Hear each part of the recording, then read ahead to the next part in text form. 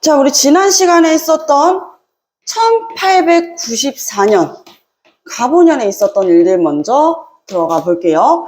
자, 1894, 1895, 1896, 1897까지 해가지고 을미년, 병신년, 네, 정유년이라고 했습니다.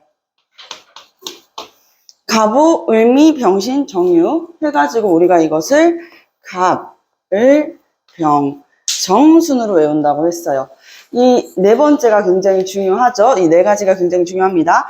갑오개혁, 일단은 동학농민운동이 일어났었죠. 동학농민운동. 농민운동. 동학농민운동이 일어나가지고 당시 전주화약을 맺고 무엇을 약속했어요? 전주화약 1차 동학농민운동에서 무엇을 약속했죠? 집강소 설치와 농민자치기구였었던 집강소를 설치하겠다.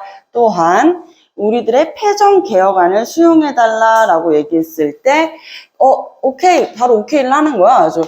아니, 너네들을 어떻게 믿고 제대로 패전개혁안을 수용하는지를 우리가 확인해 볼게 라고 하면서 교정청을 설치하게 됩니다. 이 교정청은 사실상 명분상의 기구였다. 마치 임술농민분기 때의 삼성이정청 같은 느낌이다. 되겠습니다. 자, 전주화약 맺고 그리고 나서 중국이랑 일본이 우리나라에 들어왔었잖아요. 그렇죠? 중국은 아산만에서 청나라, 일본은 인천으로 들어왔었어요. 상륙을 해가지고 어떻게 했어요? 일본이 경복궁을 점령했었어요. 경복궁을 점령한다. 경복궁을 점령하고 나서 이들은 무엇을 요구합니까? 야, 조선아, 너네들은 뭐 해야 돼? 지금 당장 근대화가 필요해. 개혁을 해야 된단다 라고 이야기를 하면서 개혁을 하기 위해 1차 김홍집 내각을 수립하게 됩니다. 1차 내각으로 섭정을 했던 인물들 누구 있었어요? 청나라를 굉장히 싫어했던 사람이었죠. 네, 청나라로 납치까지 당했었던 흥선대원군과 또 누구였어요? 김홍집 내각이니까 당연히 그렇죠. 김홍집이 있었지요. 이렇게 두 사람이 우리나라 갑오개혁 때 이 1차 갑오개혁이 가장 자치적인 개혁이었다. 그래서 1차 내각 때 자치적인 개혁이 이루어지는데 이 당시에 뭐 발발했어요? 청일전쟁 발발했어요. 맞죠? 청일전쟁이 발발하고 나서 2차 동학농민운동이 일어납니다.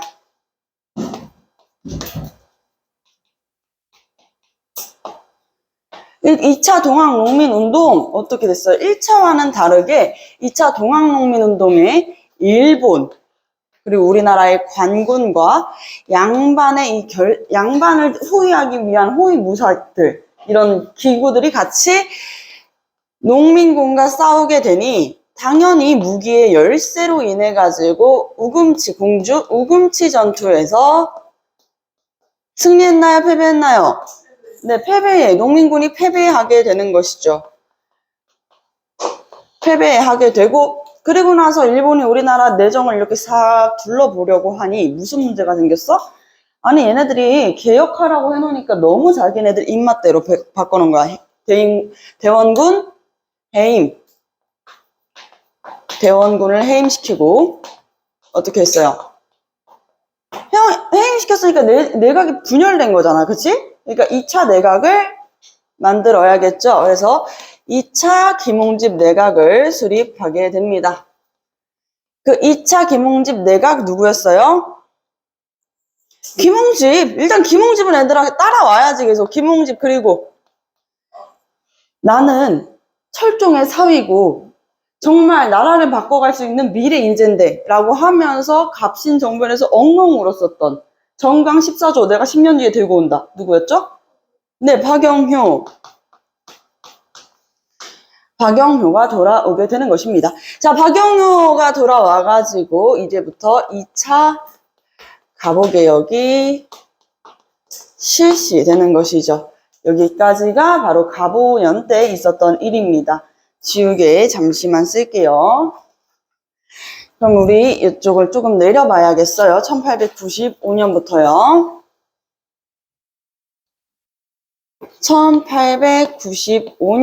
1895년 이때는 을미년이라고 그랬었죠. 그리고 을미년에 이 2차 가부개혁이 실행되면서 정강 14조가 10년 뒤에 뭘로 바뀌었다 그랬어? 홍범 14조로 바뀌었다고 했죠. 지금 홍범 14조를 발표합니다. 두둔.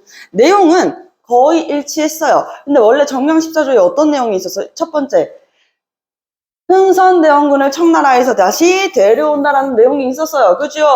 근데 이 내용은 빠지게 되는 것이에요. 왜? 흥선대원군이 이미 돌아왔으니까요. 자, 홍범 14조를 발표하고, 그리고, 이제 청일전쟁도 얘들아, 응? 청일전쟁도 종결이 돼요. 응? 종전이 돼. 누가 이겼어? 그렇죠. 일본이 이겼어요. 원래 우리나라가 이 역사를 외우기 전에는 대부분 아이 청나라가 이기지 이렇게 했을 텐데 그럴 리가 없었다. 일이 이겼다. 자, 일본이 이기게 되니까 이때 일본과 청나라 간에 뭘 맺어야 돼? 조약 맺어야 돼요. 무슨 조약 맺었어? 시모노세키 조약을 맺었죠. 시모노세키 조약을 맺었었다. 이 시모노세키 조약에는 어떤 내용이 있었습니까? 바로 청나라의 요동반도를 일본에게 할양한다라는 내용이 들어있었어요. 부동항을 찾아가지고 킁킁 냄새를 맡고 있었던 누구? 러시아는 이게 너무나도 싫어요. 그래서 러시아가 일본한테 야! 너네 요동반도 반환해! 청나라 보고 뭐 굶어 죽으라는 거야. 뭐 어쩌라는 거야! 이렇게 얘기하니까 일본 입장에서 무슨 말이무니까? 막 이러면서 막 자기네들은 정당하게 전쟁에서 이겨가지고 그 대가를 요구한 건데 너네들이 뭔데 간섭이야! 너네 뭐 돼? 이러니까 그 뒤에서 누가 나타나요?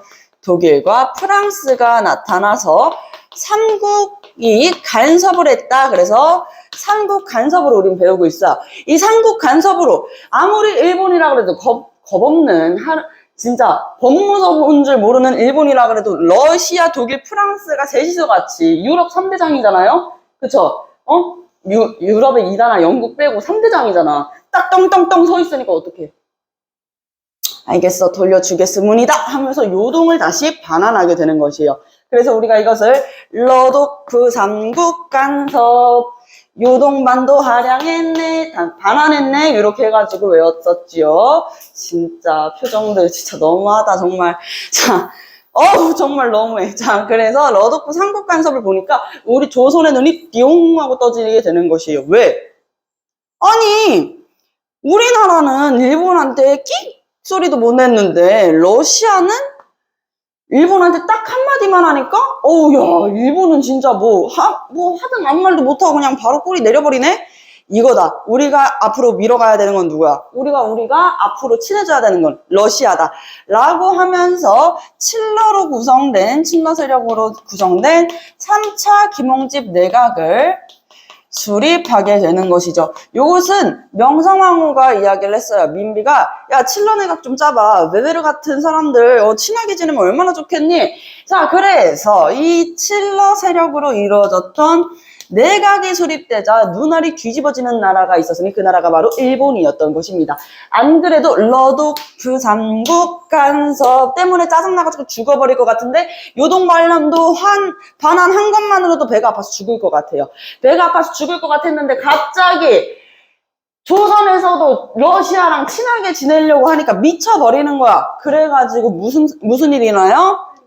네, 을미년에 여우 죽이기 작전, 을미사변이 일어나게 되는 것입니다. 여기서 여우가 우리 명성황후, 조선의 공무였던 명성황후, 민비를 얘기하는 것이에요.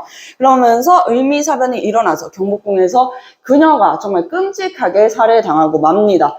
정말 이로 말할 수 없을 정도로 끔찍했는데 을미사변 이후에 고종께서는 큰 충격에 빠지죠. 여러분들도 충격에 빠질 거 아니에요? 내 남편이 갑자기 죽었다면, 내 아내가 갑자기 죽었다면 충격에 빠지겠지요. 그리고 나서 을미사변 일어났어. 하지만 나라는 그럼에도 돌아갑니다.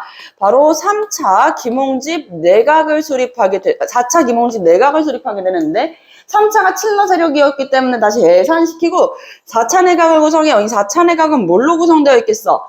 자, 친일 세력으로 구성이 되어 있는 것이죠. 자, 친일적으로 이제 개혁을 하자 해가지고 3차 가부개혁이 되는 이것. 근데 우리가 3차 가부개혁이라고 학교에서 배우지 않습니다. 왜요? 지금 가부년이 아니잖아요. 그렇기 때문에 지금 을미년이야. 이것을 무슨 개혁이라 그래요? 을미개혁. 을미개혁이라고 하는 게 되겠습니다. 아시겠지요? 자, 그럼 을미개혁이 일어났어. 을미개혁의 내용 정말 사람들이 다 싫어하는 것들밖에 없었어.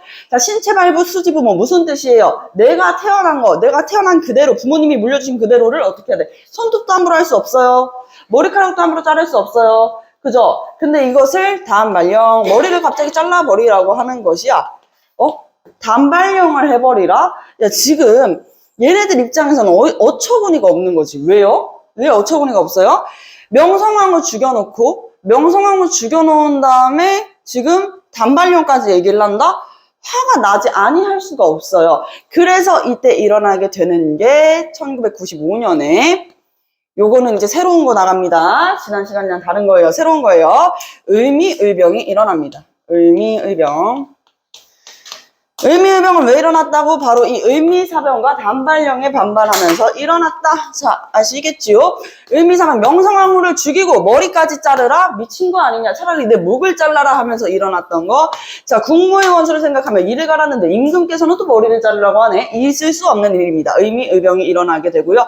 처음에 유생 의병장 출신이 있었는데 유생 의병장은 유인석이라는 사람이 있었습니다. 유인석을 중심으로 이제 점점 전국으로 확산되어 가는 양상을 띠고 있었던 것이죠.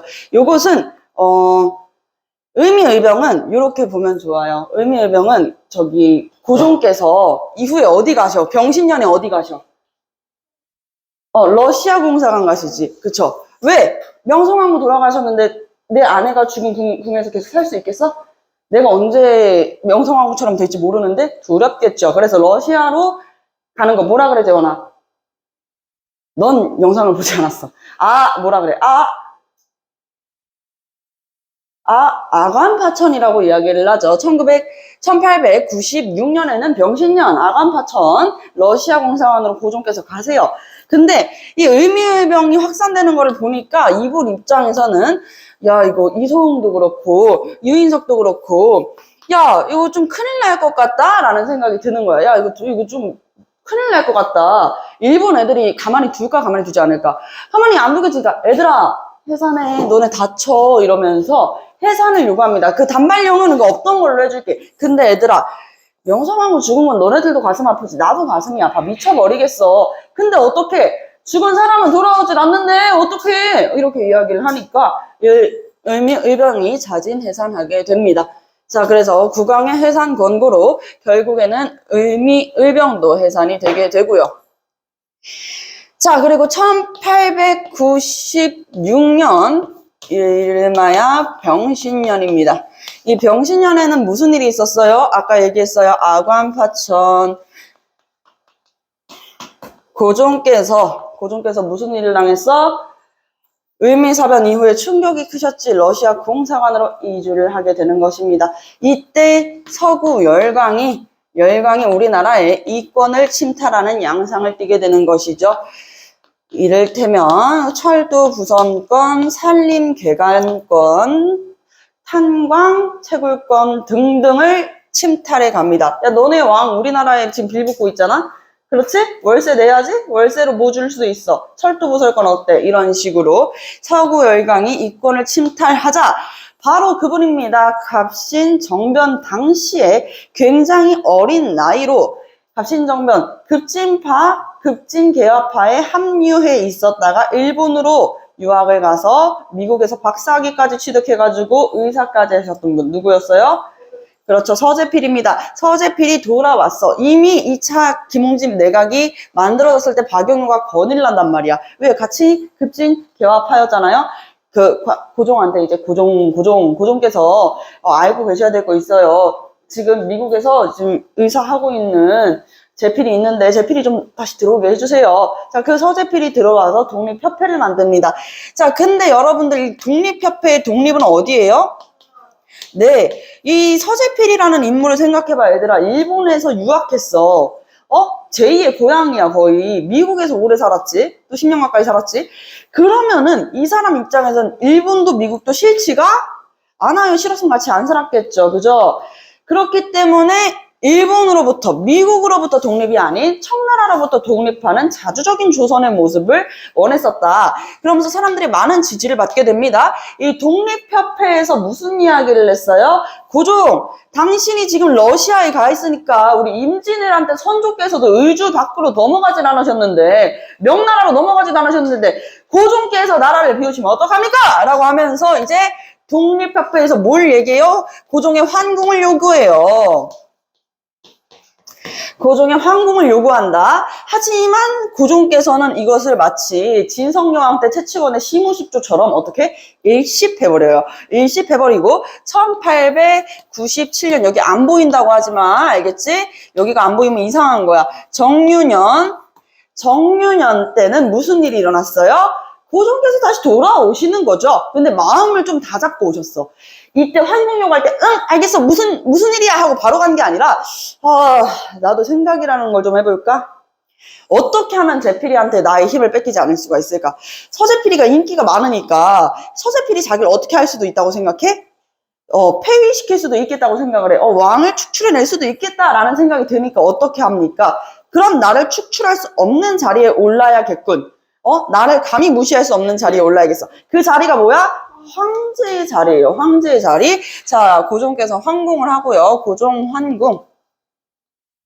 경궁으로 환궁을 합니다. 자, 고종께서 환궁을 한 다음에 뭐라고 이야기를 해요? 자, 우리나라는 청나라와 대등한 나라다라고 이야기를 하는 것이 아시겠죠? 자, 광무개혁입니다. 광무개혁의 키워드는 무엇이냐? 구본신참이에요. 따라해봅니다. 구본신참. 야, 너무하다. 야, 얘들아, 너무하다. 하품하면서 따라하는 친구도 있고, 안 따라하는 친구들도 있고. 자, 하나, 둘, 셋, 넷. 구본신참. 네, 재원아, 다시. 구본신참. 박제할 거야, 영상으로. 알겠지? 재원아, 뭐라고? 네. 구본신참이라는 것은 그러니까, 옛 것은 어떻게? 보존해. 옛 것은 보존하고 새로운 것은 어떻게? 참고만 한다는 거야. 이거 약간 무슨 느낌 들어? 그렇지. 양무운동 때의 중체서용 같은 느낌 내지. 중국의 체제는 그대로 두고 서구의 문물은 수용한다라고 하는 양무운동의 느낌이 살짝 납니다. 그런 냄새가 살짝 나요. 그죠? 자, 그러면서 구본신참. 다른 나라들은 다 공화정하고 입헌군주제하고 있는데 우리나라는 지금 뭐 하고 있어? 전제 군주정하고 있어요. 지금 말이 안 되는 거죠. 그러면서 칭제건원. 우리나라 연호를 광무라고 하는 연호를 쓰고, 광무는 연호야 얘들아. 광무라는 연호를 쓰고, 그리고 국호는 제국. 그렇죠. 대한제국으로. 그래서 이거는 정유년이었지만 정유개혁이 아니라 바로 당무가 아니다. 광무다. 광무개혁이 되는 것이다. 아시겠죠? 광무개혁. 조금 이 의미개혁의 급진적인 부분들을 비판하면서 만들어졌었고요. 등등등의 내용들, 대한국 국제를 발표한 것도 마찬가지로 어디다? 대한국 국제 여러 학교들을 만들기도 했었고, 특히 양전사업, 식산흥업 등등의 활동들을 했었는데요. 요거까지는 여러분들이 교재에 나와 있는 부분 보시면은 더 이해가 빠를 수 있습니다. 교재에 나와 있는 걸 구태여 적을 필요는 없으니까요. 자, 여기까지가 우리나라 안에서 벌어졌던 일. 지금부터는 1900년도로 넘어갑니다. 1900년대에 무슨 일이 있었는지 빠르게 한번 넘어가 보도록 할게요.